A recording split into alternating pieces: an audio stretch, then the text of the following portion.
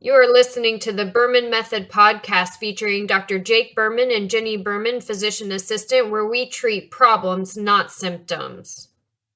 And we're rolling. All right. Dr. Jake Berman here with my beautiful wife, Jenny Berman. Say hello to everybody, Jenny. Hello, everybody, from Jenny. And this is the Berman Method Podcast, where we are treating problems, not symptoms. We are David against Goliath, where we are going against the corporate medical system because we don't believe that Western medicine in general, of course, this is in general, we don't believe that Western medicine is focused on treating problems. We think it's all focused on treating symptoms. So the analogy that I give every single time is you go to the doctor for blood pressure, your blood pressure is high, and he says, okay, take this blood pressure medication, versus figuring out why is the blood pressure high to begin with. That's what we want to treat. There's something else going on in the body that caused that blood pressure to elevate in the first place. That's what we're talking about here, treating problems, not symptoms. And today what we want to talk about is we are too subjective to be objective. What the heck does that mean, Jenny? I was just about to ask you that. What does that mean? So subjective means you think, you feel. I feel like this, or I'm thinking that. It's not objective. It's not black and white. It's not science, if you want to call it science. It's not 1 + 1 = 2. Subjectivity is variable versus objectivity. It's not variable. It's straight up 1 + 1 = 2. There's no other way to look at it, right? So how do we become objective in our fields? We can't be. We are all too subjective to be objective on our own health. Oh, so I can't treat myself. That's what I'm trying to get at. You cannot treat yourself. I can't treat myself. So I'm a low back pain specialist. And when my back flared up back in 2018, I was out on the golf course, October 2018, golfing with my good buddy Rob out at the Naples Grand, playing one of the best rounds of my life at that point. And my back went out on me. The OMS? No, it wasn't the OMS. Oh.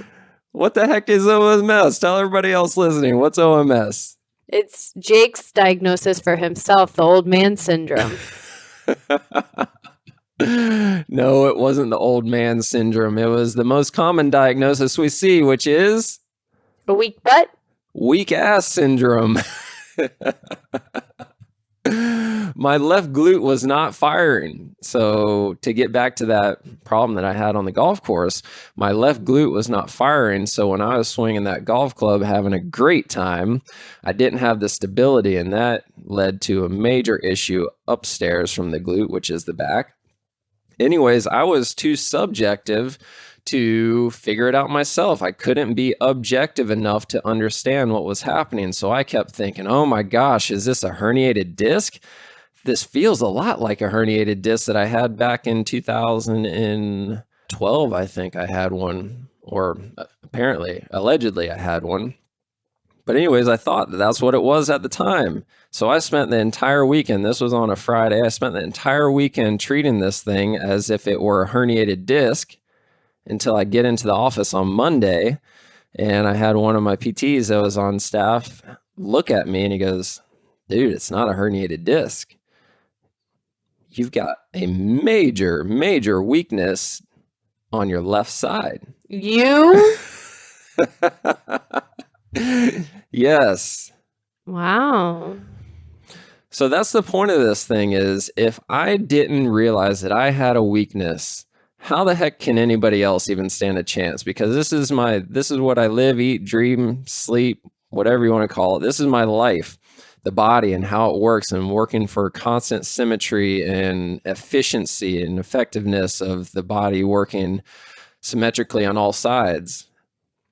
So I'm going to pause you for 1 second. We're kind of veering away from the point of this conversation of you're too subjective to be objective. But if you thought you had a herniated disc, but you actually had a weak butt, what were your symptoms? Ooh, great question. Every time I tried to stand up, it was very sharp pain. It felt unstable.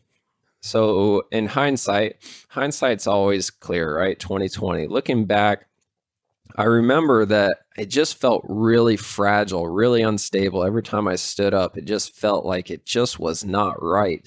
And I did have some pain going down my left leg. And I guess those were the two things that made me think that it was herniated disc. Oh, I guess the reason why I started thinking herniated disc was because of the way the symptoms came on. Because I've had back pain on and off again over the years, and it was just different. That's the best way I can put it. And a lot of my clients will tell me that. This one felt different.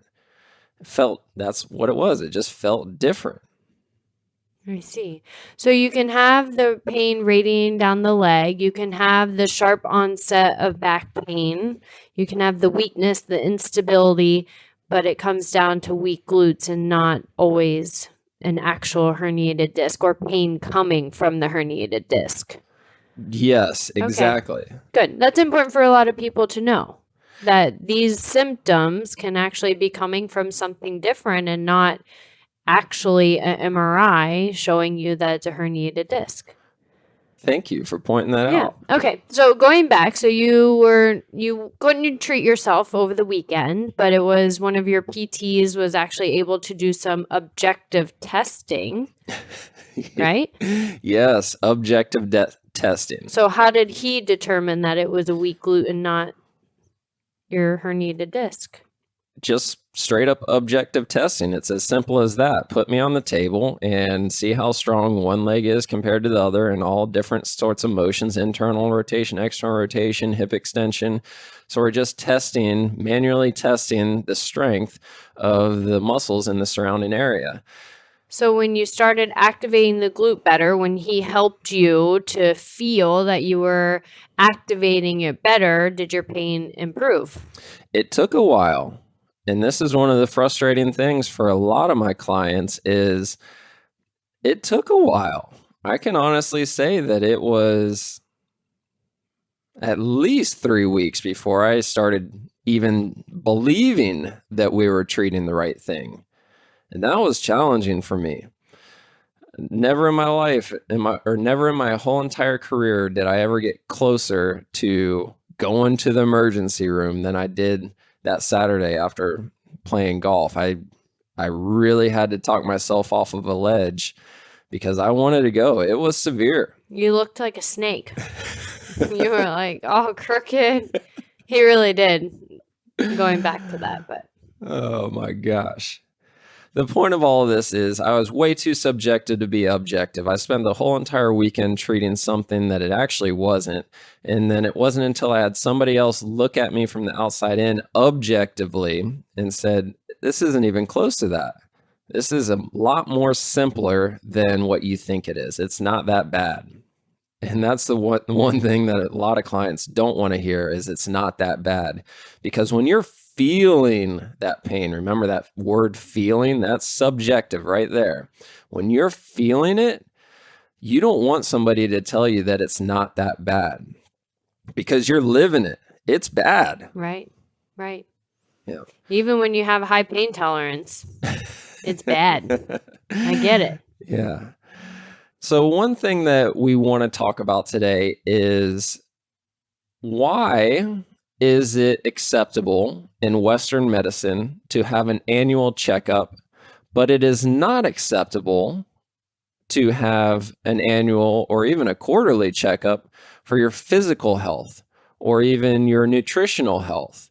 Why is it okay to go once a year to the doctor and have your labs drawn and see how your blood pressure is doing, how your cholesterol is doing, but it's kind of food or whatever you want to call it when we say you should be going at least once a year, if not once a quarter, to go see how you're doing physically. For this reason, you're too subjective to be objective. Well, I think one of the main problems and, one of the reasons we're doing this is insurance doesn't cover for me to go have a physical therapist check me and make sure I'm doing my squats and my exercises properly. That's not covered by insurance. So it doesn't get done. What you just said right there is the problem. First world country, specifically Americans, we do not want to spend a dime of our own money on our own health unless it's covered by health insurance.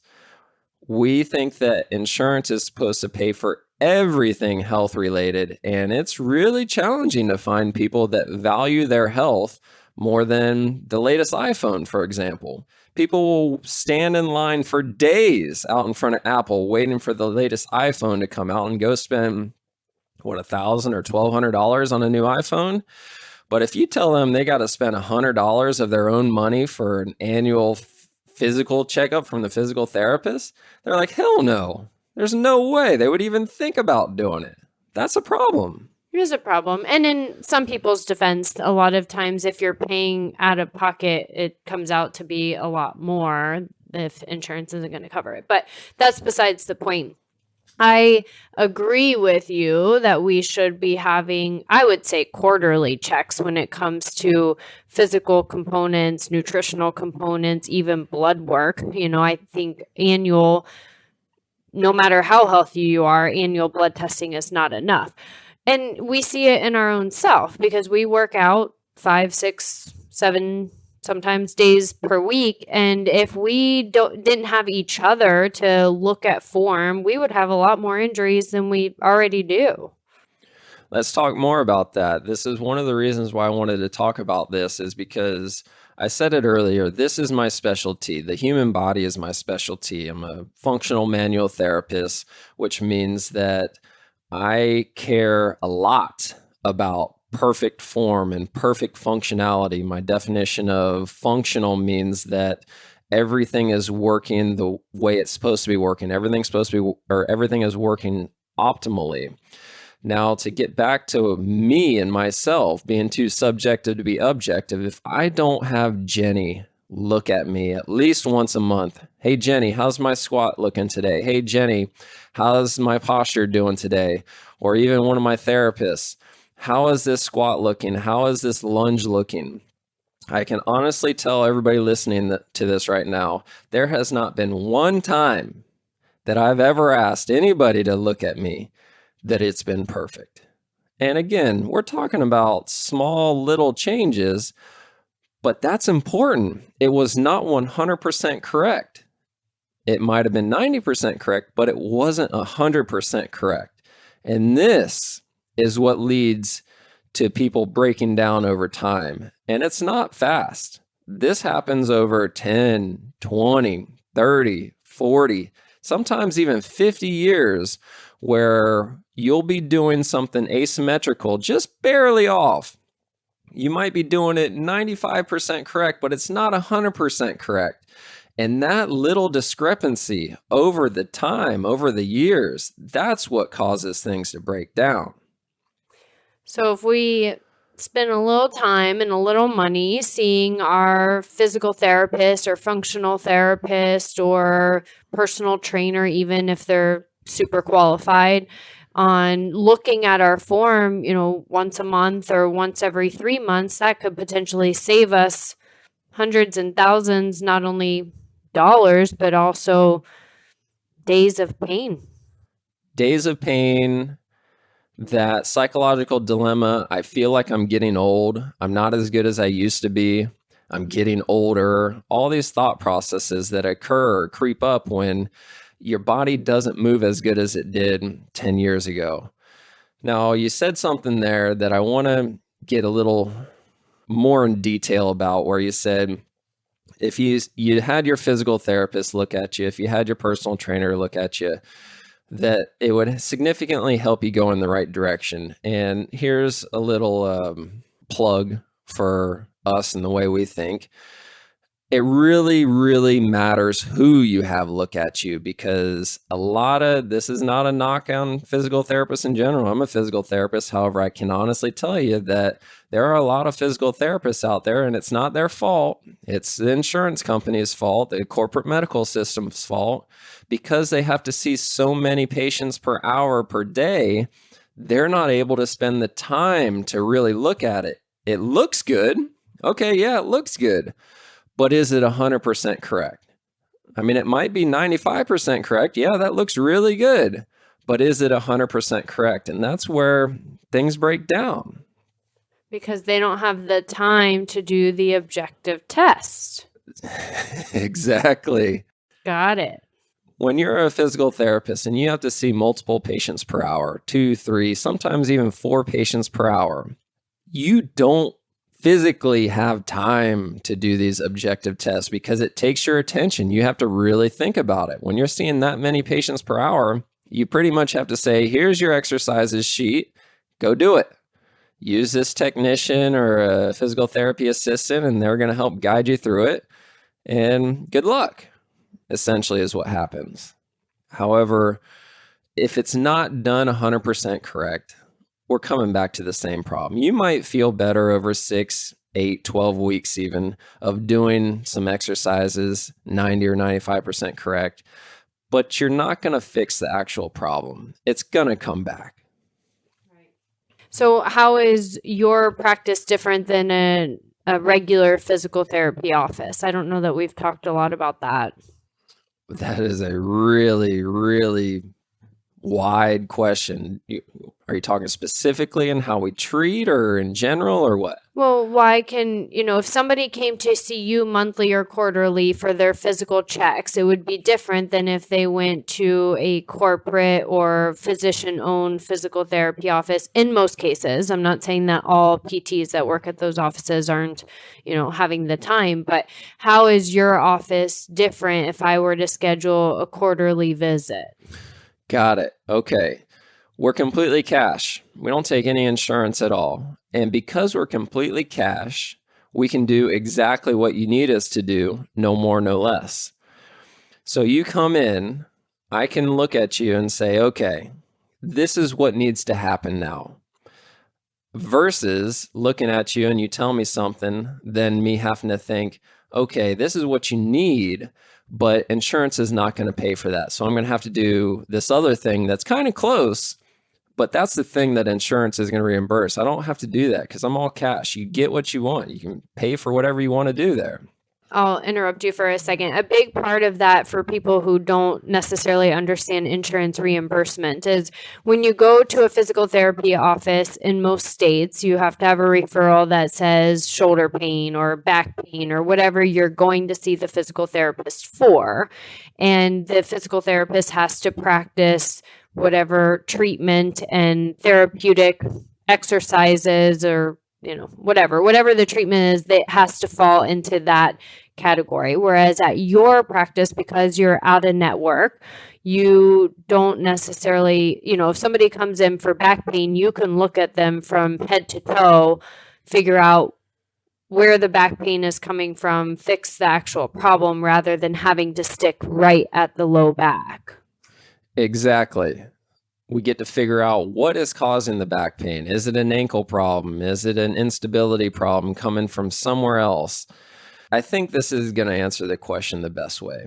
The biggest difference coming to see us versus somewhere else is we're going to do a functional test. A functional test means that I don't care what it looks like because there's going to be anatomical variation. The squat is a perfect example of anatomical variation where some people have longer femurs than other people. So if you have a longer femur than somebody else, your torso position in your squat is going to look different from somebody that's got a shorter femur. So I can't just look at everybody and say, your squat has to look like this. So what we do is we do a functional test. Get into your squat position, and then we're going to come over and test you in that position. We're going to put an external force on you, and we're going to see, is it bouncy there or is it solid there? Are the muscles firing the way they should, or are they not? It's very simple. It either is or it isn't. There's no subjectivity about it. It either is or it isn't. And that's what tells us, okay, there is a problem or there isn't a problem. So that probably answers the question better. Yeah, it's just, in general, finding the right person who has the time, who has the quote unquote freedom to do what testing needs to be done, to look at the different body parts. They don't have to focus on one area.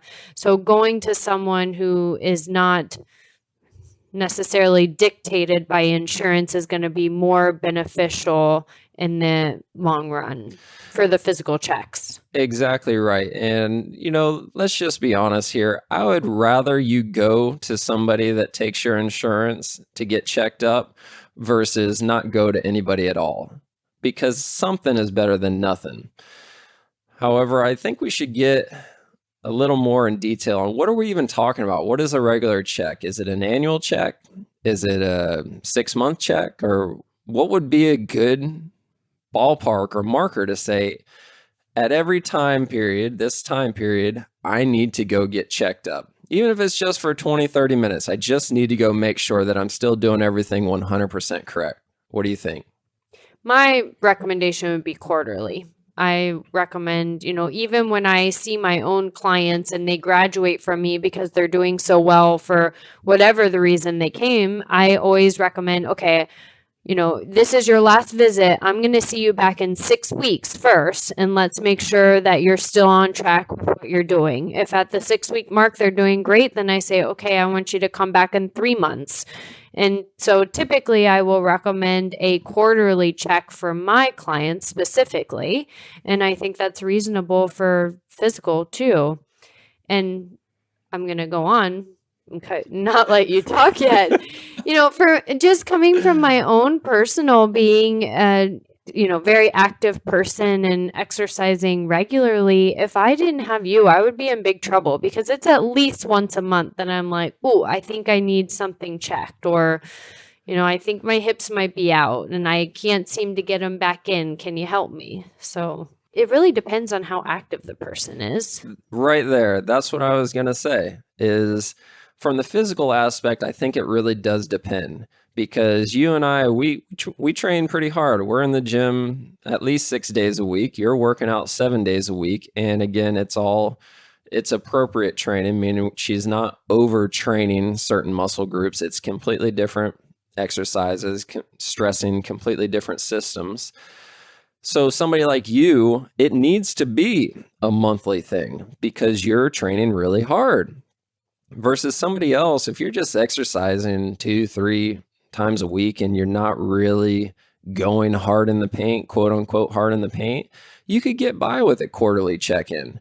Versus the nutritional side, I think that needs to be at least every quarter, because you don't really train for eating. You don't really go through these waves where I'm eating really hard and then I'm not eating so hard, at trying to equate that to exercise, for example. But with exercise, you can go through 6 weeks. We're going to train really hard these 6 weeks. Like we just switched up this week. We moved into a Tabata training, which I hate, by the way. But it's a completely different training and it's harder. So it's going to require different muscles from me, different concentration on keeping the correct form. So I'm going to need to get checked up. Next week, I'm going to have somebody come in or have one of my PTs say, okay, how am I doing after the 3rd minute of this 4-minute Tabata? I hate this Tabata stuff, but how am I doing? Am I maintaining perfect form after 3 minutes? If I'm not, then I got to figure it out. I got to change it. So I think that's pretty good markers there for the physical component. If you're getting checked up once a year physically, let's call that the bare minimum. Let's say that's equating to brushing your teeth once a week. Oh, gosh. Gross. How would you feel? How would your teeth feel if you brushed them once a week? That's essentially what's happening if you get checked up once a year. I can pretty much guess that the vast majority of people listening to this podcast, they don't get checked up, period. They don't get checked up until something hurts, right? That's like saying I drive my car until it starts making noise. I don't change the oil regularly. I just wait for it to make noise. We change our motor oil regularly. We go to an annual checkup from our general practitioner, but we don't do anything for the physical or the nutritional side. It's got to change. Absolutely. So this was a long podcast. We're splitting this one into 2. So tune in next week for the second half of this podcast. Thank you, guys. For more information, view the show notes where you can email us, visit our website.